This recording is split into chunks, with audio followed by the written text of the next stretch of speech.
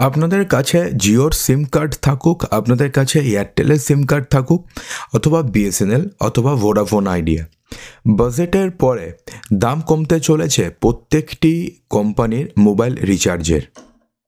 সেক্ষেত্রে কত টাকার দাম কমবে এবং কি নতুন রিচার্জ প্ল্যান নিয়ে আসা হয়েছে চলুন আমরা এক এক করে জেনে নিই। তবে তার পূর্বে আপনাদের কাছে কোন কোম্পানির সিম কার্ড রয়েছে এবং এই মাসে আপনি কত টাকা দিয়ে রিচার্জ করেছেন কমেন্ট বক্সে জানাতে একদমই ভুলবেন না। বন্ধুরা, ট্রাইয়ের নির্দেশের মেনে মোবাইল ফোনে শুধুমাত্র কথা বলার রিচার্জ ভাউচার এনেছিল বেসরকারি টেলিকম সংস্থাগুলো, আমরা সবাই জানি।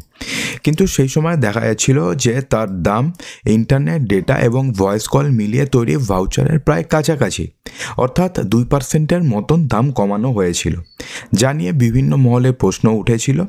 এরপরে ফের নতুন নির্দেশ দিয়েছে টেলিকম মন্ত্রক। তারা বলেছে যে ডেটা না ব্যবহার করায় তার সমানুপাতিক হারে রিচার্জের খরচ কমাতে হবে, অর্থাৎ ডেটার প্ল্যানটিকে বাদ দিয়ে মাত্র 2% দাম কমিয়ে নতুন দাম নিয়ে আসা হচ্ছিল।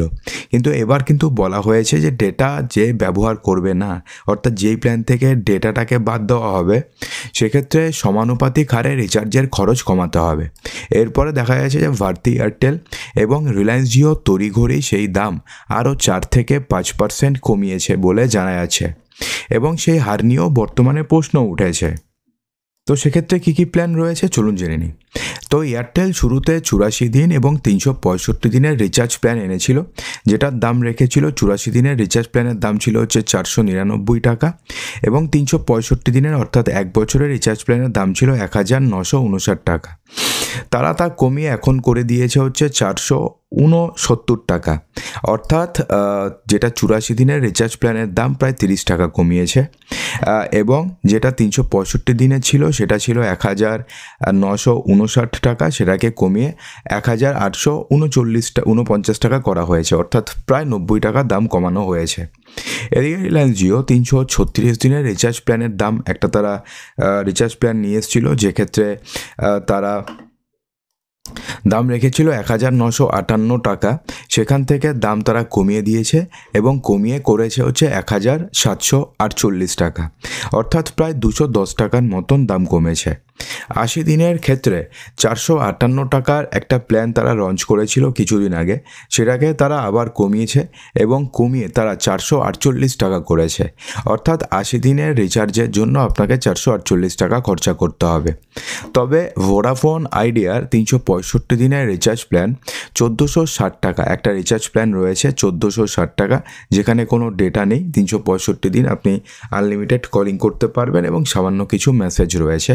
সেক্ষেত্রে কোনো প্রকারের বদল হয়নি, কারণ এই প্ল্যানটি কিন্তু দেখতে গেলে কিন্তু ভালো রিচার্জ প্ল্যান। অথচ ট্রায়ের নির্দেশ ছিল যে ডেটা এবং ভয়েস বান্ডিল রিচার্জের তুলনায় এর খরচ কিছুটা কম রাখতে হবে, অর্থাৎ এক্ষেত্রে যে 1460 টাকা রয়েছে এখান থেকেও কম রাখতে হবে, কারণ ডেটার সুবিধা না নিয়ে সেই অনুপাতে অনেকটা খরচ কমা উচিত, কিন্তু যতটা খরচ তারা কমায়নি। তো সেক্ষেত্রে দেখা যাচ্ছে যে যেরকমভাবে ডেটা একটা প্ল্যান থেকে ডেটা বাদ দিয়ে দেওয়া হলো, অথবা একটা প্ল্যান থেকে পুরোপুরিভাবে মেসেজ বাদ দিয়ে দেওয়া হলো, তারপরেও যতটা দাম কমানোর কথা, অর্থাৎ দেখা যাচ্ছে যে যেটার দাম হওয়া উচিত প্রায় ধরুন 150 টাকা এক মাসে, বা এক মাসে যদি 70 টাকা 80 টাকা হয়, যে 70 টাকা 80 টাকা রিচার্জ করলে পরে এক মাস আনলিমিটেড কলিং হয়ে যাবে, আমার কোনো ডেটার দরকার নেই। গ্রামের লোকেদের কোনো ডেটার প্রয়োজন হয় না, যারা এজেন্ট তাদের কোনো ডেটার প্রয়োজন হয় না। তো সেক্ষেত্রে তাদের থেকে পুরোপুরি ডেটা উঠিয়ে দেখ, পুরোপুরি মেসেজ উঠিয়ে দেখ, শুধুমাত্র ভয়েস কলিং রাখুক, আনলিমিটেড 70 টাকা রিচার্জ প্ল্যান করুক, তাহলে ঠিক আছে। কিন্তু সেটাকে তারা বাড়িয়ে করে দেবে 190 টাকা, সেটা তো চলবে না। তাহলে কী লাভ রয়েছে? যে 190 টাকা ভরতে পারবে সে তো আর 30 টাকা বেশি দিয়ে 210 টাকা ভরতেই পারবে 30 টাকার জন্য, তখন তো তার কোনো সমস্যা নেই। কিন্তু সেক্ষেত্রে যদি 70 টাকা করা হয় তাহলে তার প্রায় 120 টাকা দাম কমবে, অর্থাৎ অনেকটা সাশ্রয় হবে। তো সেক্ষেত্রে আপনি কি মনে করেন এই রিচার্জ প্ল্যানে কি আপনি সন্তুষ্ট, নাকি আপনি চান যে আরও রিচার্জ প্ল্যান সস্তা হোক? অবশ্যই কমেন্ট বক্সে জানাতে ভুলবেন না।